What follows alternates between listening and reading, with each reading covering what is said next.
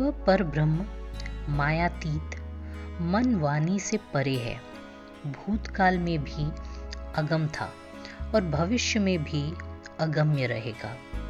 हे सच्चे परमात्मा, तू सबका रचयिता है, सब केवल तुम्हारा ध्यान ही करते हैं। अतीत में तेरा ही ध्यान लगाते थे और भविष्य में भी तुझे स्मरण करते रहेंगे।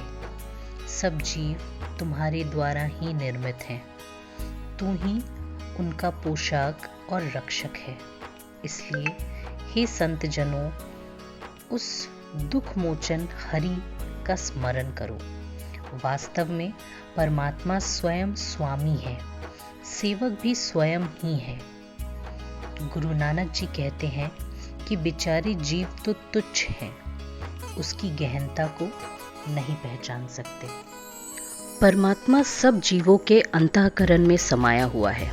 फिर भी यदि कोई दाता है और कोई भिखारी, वह सब उस परमात्मा के विस्मयकारक कौतुक ही है। हे परमेश्वर, तू ही देने वाला है और तू ही भोगने वाला। मैं तुम्हारे अतिरिक्त और किसी को नहीं जानता। तू परब्रह्म है, अनादि और अनंत है। तेरे गुणों का बखान कर सकने का सामर्थ्य मुझ में नहीं। गुरु नानक जी कहते हैं कि जो जीव तुम्हारा स्मरण करते हैं, तुम्हारी सेवा में समर्पित हैं, वे उनके बलिहार जाते हैं। हे प्रभु, जो जीव तुम्हारा ध्यान करते हैं, तुम्हें स्मरण करते हैं, वे सदैव सुख में वास करते हैं। हरि का स्मरण करने वाले जीव मोक्ष लाभ करते हैं। ये यम के फंदे से भी मुक्त हो जाते हैं। जिन जीवों ने निर्भयता पूर्वक उस परम निर्भय भगवान का ध्यान किया, उनका जागतिक भय मूलतः नष्ट हो जाता है।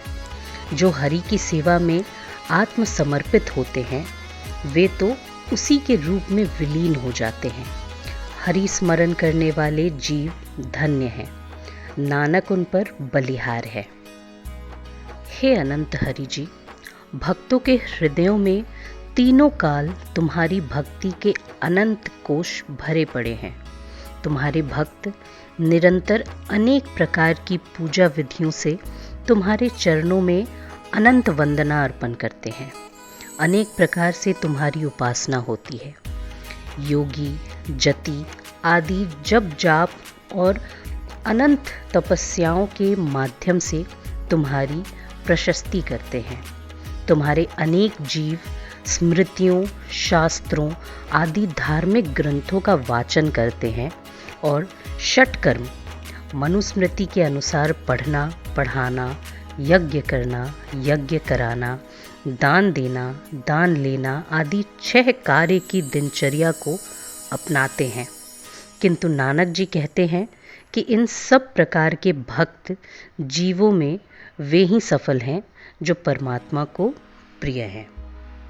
हे प्रभु, तुम आदि पुरुष हो, असीम हो। तुम्हारी महानता को पा सकना किसी और के बूते में नहीं। तुम भूत, भविष्य और वर्तमान में सदैव एक ही हो। तुम ही एकमात्र अपरिवर्तनीय हो। शेष सब संसार परिवर्तनशील है। जो तुम्हें प्रिय है वही होता है। तुम्हारे करने से ही सबका अस्तित्व है। यह समूची सृष्टि तुमने स्वयं निर्मित की है और इच्छा होने पर स्वयं ही इसे अपने में लीन भी कर लेते हो। गुरु नानक कहते हैं कि इसी से हमें उस करतार की स्तुति गान मात्र करना चाहिए जो सबका आधार है। उसकी जांच पड़ताल संभव नहीं। आशय यह है कि जांच पड़ताल तो वह करे जो उस परमात्मा की सीमा से बाहर रहकर उसे देखे।